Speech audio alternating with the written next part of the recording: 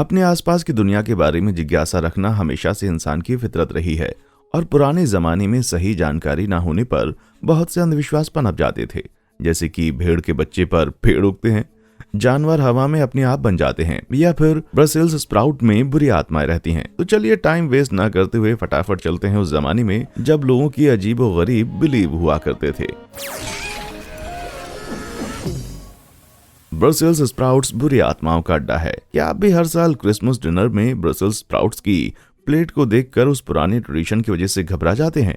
आज की तुलना में पुराने जमाने में लोग ब्रसेल्स स्प्राउट से ज्यादा डरा करते थे, और सिर्फ इसलिए नहीं कि उन्हें इसका स्वाद पसंद नहीं था। मिडवेल यूरोप में एक ऐसा समय था जब ये माना जाता था कि ब्रसेल्स स्प्राउट्स की पत्तियों के बीच में छोटी छोटी दुष्ट आत्माएं रहती हैं। एक बार अंदर जाने के बाद वो मासूम इंसानों के स्प्राउट्स को खाने का इंतजार करती हैं ताकि वो उनके शरीर के अंदर घुस सके, जिससे वो बहुत बीमार हो जाएं या कम से कम उनके पेट में बहुत ज्यादा दर्द हो। क्या आपने कभी सोचा है कि क्यों ब्रसेल्स स्प्राउट्स को कढ़ाई में डालने से पहले लोग सावधानी से हर एक स्प्राउट के नीचे एक छोटा क्रॉस लगाकर उसको काट देते हैं? जाहिर है स्प्राउट्स को बुरी आत्माओं से मुक्त करने का ये सबसे बढ़िया तरीका था। ऐसा माना जाता था कि ईसाइयों का ये धार्मिक चिन्ह बुरी आत्माओं को पत्तियों से बाहर निकाल देगा, जिससे वो खाने के लिए सुरक्षित हो जाएंगी।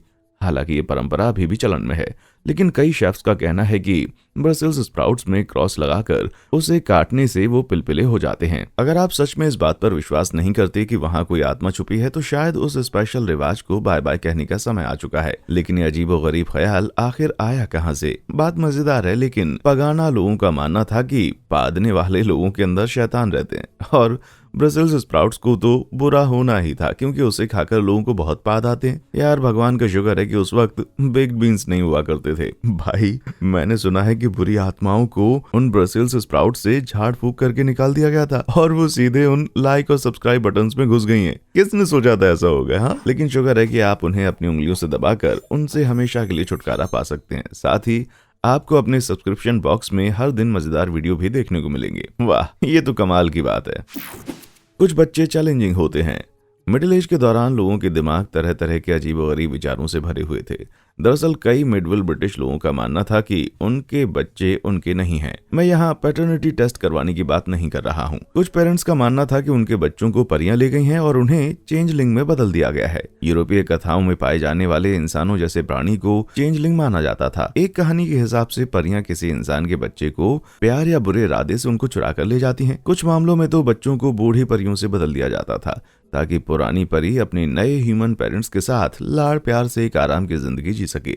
जब बच्चे को चेंजलिंग में बदल दिया जाता है तो ये बड़ा नहीं हो पाता था, और यहाँ तक कि उसके फिजिकल फीचर्स भी बहुत ही अजीबोगरीब हुआ करते थे, जैसे कि लंबे दांत या दाढ़ी। लेकिन आप इस बात पर यकीन कैसे कर सकते हैं? एक टेस्ट किया जाता था जिसमें बच्चे के सामने सूप के कटोरे में जूता डाला जाता था। अगर बच्चा हंस दे तो उसका मतलब है कि वो इस मजाक को समझ गया है और वो एक परी है। इसी तरह अगर आपने किसी बच्चे के सामने अंडे के छिलके में रोटी बनाने का नाटक किया और वो हंसने लगे, मतलब वो इंसान नहीं था, क्योंकि आप जानते हैं कि बच्चे कभी भी ऐसे ही किसी बेतुकी बात पर नहीं हंसते हैं, है ना? ऐसे मामलों में परियों को भगाने के लिए बच्चों को आग के ऊपर ले जाया जाता था या उन्हें पूरी तरह से छोड़ दिया जाता था। कुछ एक्सपर्ट्स बताते हैं कि इस तरह के भयानक विश्वास रहस्यमय बीमारियों, अज्ञात कारणों और विशेष जरूरतों से जूझ रहे बच्चों के बारे में समझ की कमी के कारण पैदा होते हैं। दोस्तों, वो समय बहुत ही भयानक रहा होगा। सोने का पानी जवान रहने का ट्रीटमेंट है। एंटी एजिंग प्रोसेस को रोकने के लिए आजकल बहुत सारे क्रीम और सीरम डिजाइन किए जाते हैं, लेकिन 16वीं सदी के फ्रांस में एंटी एजिंग प्रोसेस को रोकने के लिए सोने का पानी पीना एक खतरनाक तरीका था। बेशक ये इलाज सभी की पहुंच में नहीं था। ये ज्यादातर रॉयल फैमिलीज के लोगों के लिए हुआ करता था। रॉयल कोर्ट के मेंबर और किंग हेनरी II की शाही मालकिन डायना डे पॉइटियर्स हर रोज इस गोल्ड क्लोराइड और डाई इथाइल ईथर के टॉनिक को पिया करती थी। फ्रेंच हिस्टोरियन ब्रांटमे की माने तो अपनी मौत से 6 महीने पहले 66 साल की उम्र में डी पॉइटियर्स बहुत जवान दिखती थी। उन्होंने लिखा, मेरा मानना है कि अगर ये लेडी 100 साल और जिंदा रहती तब भी वो बूढ़ी नहीं होती, खासकर वो उसका सुंदर चेहरा। डे पॉइटियर्स की खोज से बहुत पहले ही गोल्ड में मौजूद प्रॉपर्टीज को लंबे समय से जाना जाता था। रोमन लेखक प्लिनी द एल्डर ने बताया कि ये मुहासों और अल्सर के लिए एक मरहम के जैसे काम करता था। सोने का पानी इजिप्शियन लोगों के लिए एक लोकप्रिय एंटी एजिंग इलाज था। यह आइडिया इस बात पर आधारित था कि सोना जल्दी खराब नहीं होता, और यही मानकर लोग इसे पीने लग गए। वो लंबे समय तक जिंदा रह सकते हैं। जब एक केमिस्ट ने 16वीं शताब्दी के आसपास मिडिल एज में सॉलिड गोल्ड को लिक्विड गोल्ड में बदलने का तरीका खोजा, तो इसे मिर्गी से लेकर पागलपन तक हर एक चीज के इलाज के रूप में प्रमोट किया गया। लोगों को इस बात का एहसास होने में सदियां लग गईं कि सोने का पानी पीना जानलेवा हो सकता है। उसके शरीर को खोद कर निकालने के बाद रिसर्चर्स ने डेपोइटर्स के बालों की जांच की। उन्होंने निष्कर्ष निकाला कि लंबे समय से सोने का पानी पीने की आदत की वजह से वो नशे से मर गई। हमेशा जवान बने रहने के फॉर्मूले को ढूंढते रहिए मेरे दोस्तों। बचपन में हम सभी कुछ अजीब बातों पर विश्वास किया करते थे। मैं सोचता था कि अगर मैंने गलती से तरबूज के बीज को निगल लिया तो मेरे पेट में एक पूरा तरबूज उग जाएगा। तो दोस्तों, कौन सी ऐसी मजेदार बात थी जिसे आप अपने बचपन में माना करते थे? नीचे मुझे कमेंट सेक्शन में आकर जरूर बताएं। हाँ, तो हम कहाँ थे? कुछ जानवर हवा में ही पैदा हो जाते हैं। जानवरों का पैदा होना और उनका रिप्रोडक्शन हमारी रोजमर्रा की जिंदगी में अब आम बात हो गई है, लेकिन सारी जिंदगी हमारे पूर्वज इस बात को समझ नहीं पाए कि कुछ जानवर इस दुनिया में आखिर आए कैसे। 17वीं शताब्दी में फिजिशियन और केमिस्ट जीन बैप्टिस्ट वैन हेलमुंट ने चूहों को बनाने के लिए एक घरेलू नुस्खा तैयार किया। बस जरूरत थी तो एक मैली शर्ट और थोड़े से गेहूं की। शर्ट को गेहूं के दानों से भरे कांच के एक जार के ऊपर रखना होता था। हेलमुंट कहते हैं, गेहूं की फ्यूम्स के साथ शर्ट में मौजूद गंदगी की रिएक्शन से लगभग 21 दिनों के बाद गेहूं चूहों में बदल जाएगा। सुनने में ये सब सच लगता है। इससे मिलते जुलते एक मेथड में ईंट में एक छेद करके उसमें बेसिल के पत्थर भर देने से बिच्छू बन जाते थे। उसके बाद उस ईंट को दूसरी ईंट से ढक दिया जाता था और ईंटों के इस अजीब से सैंडविच को धूप में रख दिया जाता था। तुलसी का धुआं लीवनिंग एजेंट के रूप में काम करते हुए कुछ ही दिनों में उन पत्तों को असली बिच्छू में बदल देगा। ये फॉर्मूला बहुत ही मजाकिया लगता है, लेकिन ये 2000 सालों से पीढ़ी दर पीढ़ी चले आ रहे एक झूठे विश्वास का नतीजा है। ये थ्योरी पश्चिम देश में रहने वाले एरिस्टोटल की है, जिन्होंने दावा किया कि कुछ जानवर जमीन की सड़ी हुई मिट्टी या पौधों में पाई जाने वाली किसी चीज से निकले हैं। इस थ्योरी को अगले 2000 सालों तक यूरोप और अरब देशों में खूब माना गया। आइजैक न्यूटन सहित रेनेसां जमाने के महान विचारकों और जानवरों ने भी इस थ्योरी पर विश्वास किया। ये थ्योरी 17वीं शताब्दी में तब तक बनी रही जब तक मास्टर ऑफ माइक्रोब्स के नाम से जाने जाने वाले लुई पाश्चर ने इसे खत्म नहीं किया। पाश्चर ने जर्म थ्योरी को बढ़ावा दिया, जिसने साबित कर दिया क्योंकि माइक्रो ऑर्गेनिज्म को देखा नहीं जा सकता, इसका मतलब ये नहीं है कि वो हमारे आसपास नहीं होते हैं। दोस्तों, हम सभी को इस बात का शुक्रगुजार होना चाहिए कि चूहे और बिच्छू यूं ही कहीं से नहीं आ जाते। लाल बालों वाले लोग मौत के बाद वैम्पायर में बदल जाएंगे। रेडहेड्स की जिंदगी कभी आसान नहीं रही है। दुनिया भर में लाल बालों वाले लोग अब अपने बालों के नेचुरल कलर पर गर्व महसूस करते हैं। पुराने जमाने में अपने अनोखे बालों पर इतराते समय स्कूलों में बच्चों को गुंडों द्वारा परेशान किए जाने के अलावा भी एक चीज की चिंता सताती रहती थी। प्राचीन यूनानियों का मानना था कि मरने के बाद लाल बालों वाले लोगों को कब्र से उठने से रोकने के लिए और उनके खून की प्यास को बुझाने से रोकने के लिए वो उनके शरीर को जला दिया करते थे, ताकि उन्हें यकीन हो जाए कि वो सच में मर चुके थे। यार, ये तो बहुत ही खतरनाक था। दरअसल बात यह है कि ये पूरी मान्यता अपने आप में बहुत ही मजेदार थी। ग्रीक माइथोलॉजी की कहानियों की सबसे फेमस शख्सियतों जैसे हरक्यूलिस, हेलेन ऑफ ट्रॉय और एफ्रोडाइटी को होमर की इलियड जैसी किताब में लाल बालों वाला कहा गया है। और सिर्फ यूनानी लोग ही रेडहेड से नफरत नहीं करते थे, बल्कि इजिप्शियन का भी यही मानना था कि रेडहेड्स अनलकी थे और बुरी बलाओं से छुटकारा पाने के लिए उनको मार देना चाहिए, जिसका मतलब था कि उन्हें जिंदा दफन कर दिया जाना चाहिए। लाल बालों वाले लोगों की इमेज में समय के साथ बहुत बदलाव आया है। हालांकि हम काफी हद तक कह सकते हैं कि रेडहेड्स ने पुराने समय में अपनी तरफ बहुत लोगों का ध्यान आकर्षित किया, क्योंकि ऐसे लोग बहुत कम हुआ करते थे और वो दूसरों से बहुत अलग थे। उस समय में अक्सर अलग दिखने वाले लोगों को बुराई के साथ जोड़ा जाता था और इसलिए किस्सा हमेशा बना रहा। भाई, ट्वाइलाइट फिल्म की विक्टोरिया को छोड़कर कोई भी लाल बाल वाला बंदा कभी भी ड्रैकुला के रूप में अभी तक सामने नहीं आया है। ये सच है कि लाल बालों वालों को धूप से ज्यादा सावधान रहना चाहिए, क्योंकि लाल बालों में पाए जाने वाले पिगमेंट फोमेलेनिन से उन्हें मेलेनोमा हो सकता है। ये उन सभी रेडहेड्स के लिए है। दोस्तों, अगली बार जब कोई आपके लाल बालों से नफरत करे तो आप उन्हें बता दें कि मरने के बाद उनका खून चूसना आपकी टू डू लिस्ट में सबसे ऊपर रहेगा। हमारी आंखों से इनविजिबल लाइट रेज बाहर निकलती हैं। हमारी नजर एक कॉम्प्लिकेटेड चीज है। ये इतना कंफ्यूजिंग है कि पुराने जमाने में लोग मानते थे कि हमें सिर्फ इसलिए दिखाई देता है क्योंकि हमारी आंखों से इनविजिबल लाइट बीम्स निकलती हैं। यार, ये कुछ ऐसा लगता है जो सिर्फ एक सुपर हीरो ही कर सकता है। लेकिन प्राचीन ग्रीक फिलोसोफर प्लेटो ने दावा किया कि इंसान की आंखों की रोशनी के लिए उसके आई बीम जिम्मेदार होते हैं। ये इनविजिबल लाइट बीम अपने संपर्क में आने वाली किसी भी चीज से टकराकर हमारे दिमाग को जानकारी पहुंचाते हैं, जो हमें बताते हैं कि हम अपने सामने क्या देख रहे थे। इसे एमिशन थ्योरी के नाम से जाना जाता था। जिसकी जगह अब इंट्रोमिशन थ्योरी ने ले ली है। ये थ्योरी बताती है कि कैसे हम अपने आसपास की दुनिया को देखने के लिए लाइट में मौजूद एनर्जी का इस्तेमाल कर सकते हैं। इस थ्योरी के हिसाब से लाइट हमारे आसपास की चीज़ों से रिफ्लेक्ट होकर वापस हमारी आंखों तक पहुंचती है, ना कि दूसरी तरफ। हालांकि ये बेतुका लग सकता है, लेकिन आई बीम के कॉन्सेप्ट का सच पूरे इतिहास में पाया जा सकता है। माना जाता है कि सलामी देने की शुरुआत ग्रीक सोल्जर से हुई थी। अपने कमांडर की आंखों से निकलने वाली तेज रोशनी से अपनी आंखों को बचाने के लिए सोल्जर्स अपने हाथ को अपने चेहरे पर रख दिया करते थे। ये भी सोचा गया था कि बिल्ली जैसे कुछ जानवरों की आंखों से लाइट को अंधेरे में देखा जा सकता है। हम जानते हैं कि बिल्लियों की आंखें बहुत ही रिफ्लेक्टिव होती हैं। ऐसा भी माना जाता था कि जब दो लोग एक दूसरे को देखते हैं तो उनकी आई बीम एक साथ ट्विस्ट हो जाती है। भाई मैं तो ये कहूंगा कि एक परेशान कर देने वाली बात है। जैसे जैसे सदियां बीतती गईं, इंसान की आंख के स्ट्रक्चर के बारे में हमारी समझ में सुधार होता गया। एमिशन थ्योरी फीकी पड़ती चली गई, लेकिन ऐसा लगता है कि पॉप कल्चर की भयानक शक्तियों के रूप में इसका पुनर्जन्म हो चुका है। भाई एक्समैन मूवी के इस साइक्लोप्स को ही देख लीजिए। एसिड का गोबर वाला बैल। मिडविल बेस्टियरी और लोक कथाओं में ऐसे कई काल्पनिक जानवर हैं जिन पर लोग सच में विश्वास किया करते थे, लेकिन उनमें से कोई भी बोनाकॉन जितना अजीब नहीं है। पहली नजर में इतना भयानक नहीं लगता। ये उल्टे सींगों वाला एक आम जंगली बैल है, लेकिन इसकी पूंछ के नीचे इसकी एक बहुत भयानक चाल छुपी हुई है। बोनाकॉन के सींग लड़ाई में किसी काम के नहीं होते। ये अपने हमलावरों पर एसिड वाला गोबर छोड़ देता था, जिससे वो बहुत बुरी तरह से जल जाया करते थे और उसे वहां से भागने का मौका मिल जाता था। कहा जाता है कि इस प्राचीन जानवर का सबसे पहला रेफरेंस प्लिनी द एल्डर्स की नेचुरल हिस्ट्री में पाया जाता है। उन्होंने बताया था कि वो पेयोनिया के इलाकों में पाया जाता है, जो मोटे तौर पर आज के ग्रीस के उत्तरी भाग और पश्चिमी बुल्गारिया से मिलता जुलता है। बोनाकॉन में विश्वास मिडविल पीरियड में इतना लोकप्रिय हो गया था कि इसका जिक्र कई किताबों में किया गया था, जिसमें एक एबरडीन बेस्टियरी भी शामिल है। इस बैल के गोबर की गर्मी इतनी शक्तिशाली होती है कि ये अपने सामने आने वाली किसी भी चीज को जलाकर रख देती है।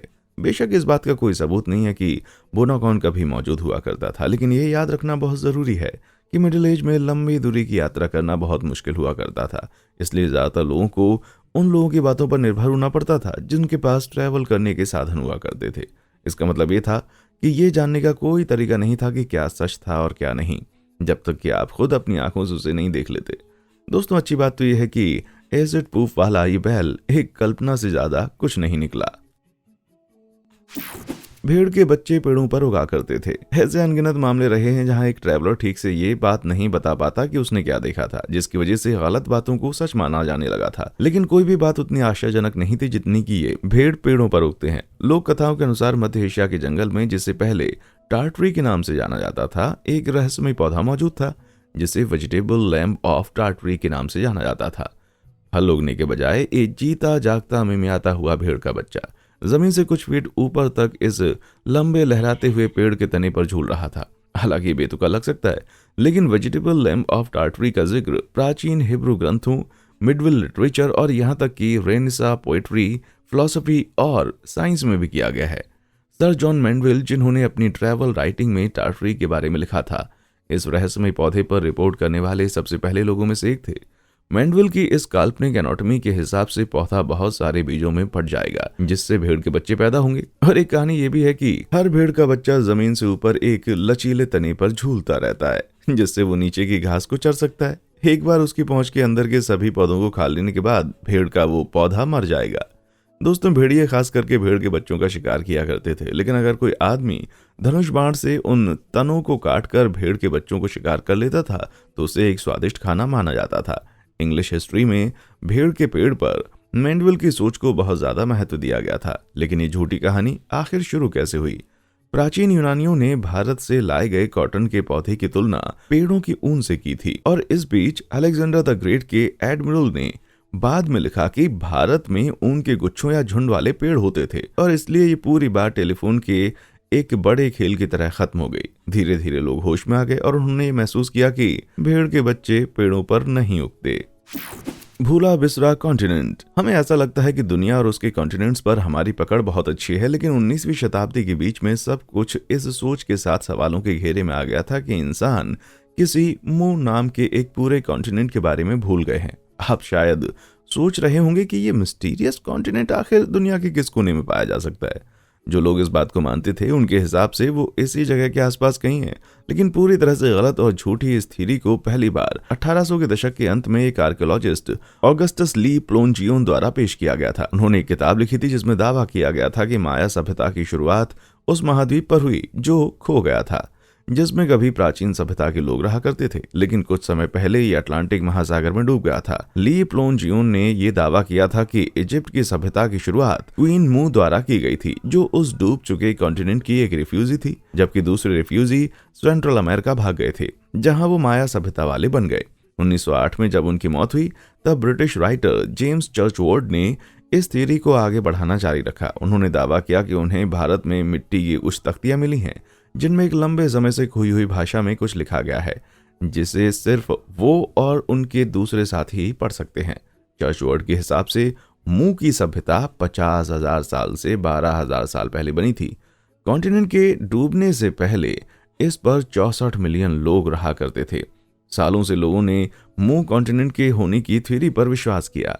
हालांकि आर्कियोलॉजिस्ट, साइंटिस्ट और जियोलॉजिस्ट ने कई कारणों से इसकी एविडेंस को ठुकरा दिया है। सबसे पहले चर्चवॉर्ड ने दावा किया था कि मुंह का अंत एक ज्वालामुखी की वजह से हुआ था, लेकिन अगर प्लेट टेक्टोनिक्स की थ्योरी को माना जाए तो एक पूरे के पूरे कॉन्टिनेंट का इतने कम समय में डूबना एक बेहद मुश्किल बात लगती है, जबकि एक कॉन्टिनेंट के शेप को ही बदलने में लाखों साल लग जाते हैं, जैसा कि पेंजिया कॉन्टिनेंट के टूटने पर हुआ था। और अगर मुंह वाकई में मौजूद था तो समुद्र के तल पर इसका कोई सबूत क्यों नहीं है? भाई, ये आइडिया है तो मजेदार, लेकिन मुझे लगता है कि मुंह की कहानी सिर्फ एक बकवास भर है। तंबाकू वाला एनीमा भी एक चीज हुआ करती थी। साल 1774 में लंदन के डॉक्टर विलियम हाउस और डॉक्टर थॉमस कोगन ने एक सोसाइटी बनाई थी, जिसे बाद में रॉयल ह्यूमन सोसाइटी के नाम से जाना गया था।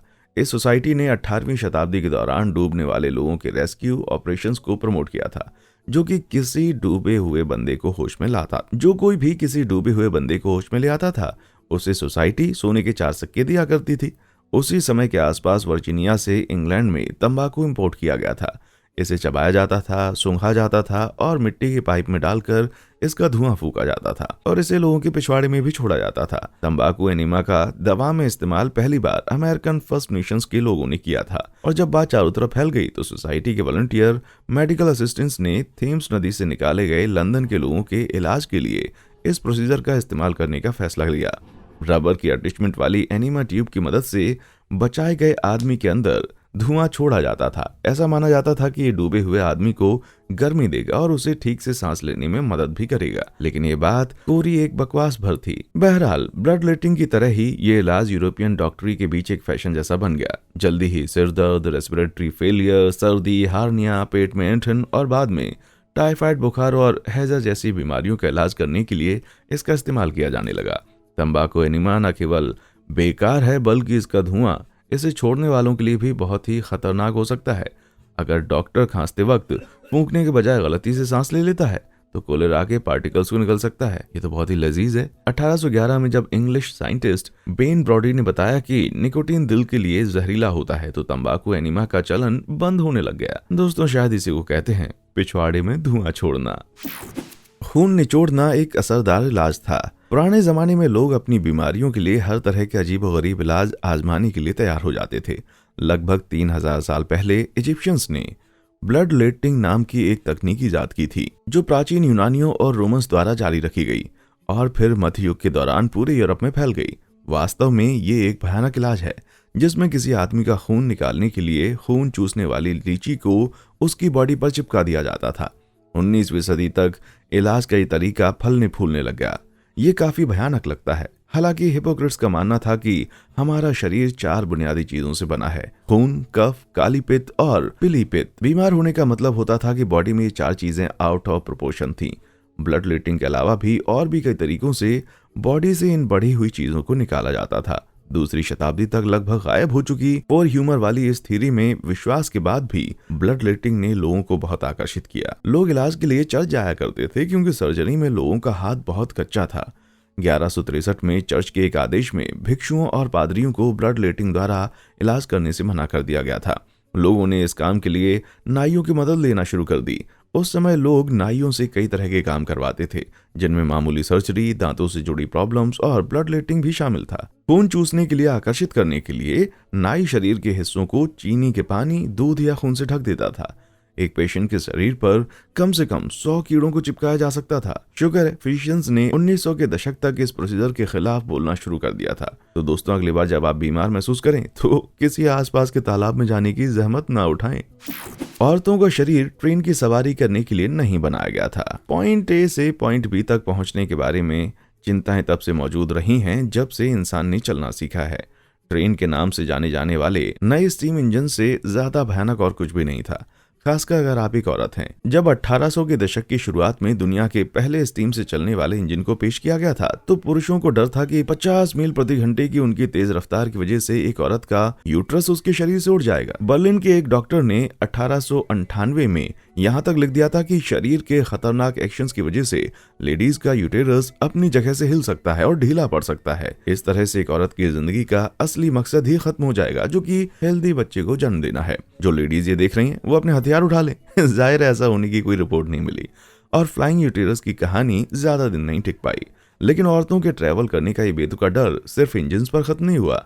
1900 के दशक की शुरुआत में ऑटोमोबाइल ने बहुत लोकप्रियता हासिल कर ली, लेकिन उन्हें भी उतना ही बुरा और खतरनाक माना जाता था। कोई स्टॉप साइन नहीं था, कोई वार्निंग साइन नहीं था, कोई ट्रैफिक लाइट नहीं थी, कोई ड्राइविंग एजुकेशन नहीं थी, कोई स्ट्रीट लाइट या ब्रेक लाइट भी नहीं थी, कोई ड्राइविंग लाइसेंस नहीं था और कोई स्पीड लिमिट भी नहीं बनाई गई थी। लोगों को अभी तक लेफ्ट टर्न का भी पता नहीं लग पाया था और शराब पीकर गाड़ी चलाना भी एक गंभीर अपराध नहीं माना जाता था। डेविल वैगन्स नाम की तेज कार चलाना एक खतरनाक खेल था। उन्हें कोमल और नाजुक महिलाओं के लिए ठीक नहीं माना जाता था क्योंकि वो कार के अंदर खुद को कंट्रोल नहीं कर पाएंगी। लोगों के लिए नई तकनीकों के प्रति डर का रिएक्शन देना कोई नई बात नहीं है। मॉडर्न ट्रांसपोर्टेशन के खतरों के बारे में हमारी कुछ सबसे जरूरी समस्याओं में हमारे जीपीएस का हैक होना शामिल है, जो हमें तालाब में डुबा सकता है। शुक्र है कम से कम हम ये तो जानते हैं कि रेलगाड़ियां दुनिया से लेडीज का सफाया करने के लिए नहीं बनाई गई हैं। स्पर्म के अंदर नन्हे इंसान होते हैं। पक्षी और मधुमक्खियां हमेशा से एक नाजुक विषय रहे हैं, लेकिन 17वीं और 18वीं शताब्दी में वैज्ञानिकों ने सोचा कि उन्हें सब कुछ समझ आ गया है। ये बात बहुत ही सिंपल थी। हर स्पर्म सेल के अंदर एक छोटा सा आदमी था जो बड़ा होकर एक बहुत बड़ा आदमी या औरत बनेगा। इस थ्योरी को प्री फॉर्मेशनिज्म के रूप में जाना जाता था और इसके पीछे एक अजीबोगरीब लॉजिक भी था। ये वास्तव में उस समय किसी का अनुमान ही हो सकता था कि बच्चे कैसे बनते हैं। प्री फॉर्मेशनिज्म का आइडिया बहुत ही फेमस हुआ क्योंकि ये लॉजिकल भी था और मैकेनिकल भी। किसी रशियन रिप्रोडक्टिव डॉल के जैसे स्पर्म के अंदर चारों तरफ छोटे लोग दौड़ रहे थे और उन छोटे लोगों के स्पर्म के अंदर और भी छोटे लोग थे। एक अपोजिट थ्योरी एपिजेनेसिस ने दावा किया कि ना तो स्पर्म और ना ही एग पूरी तरह से जिंदा होते हैं।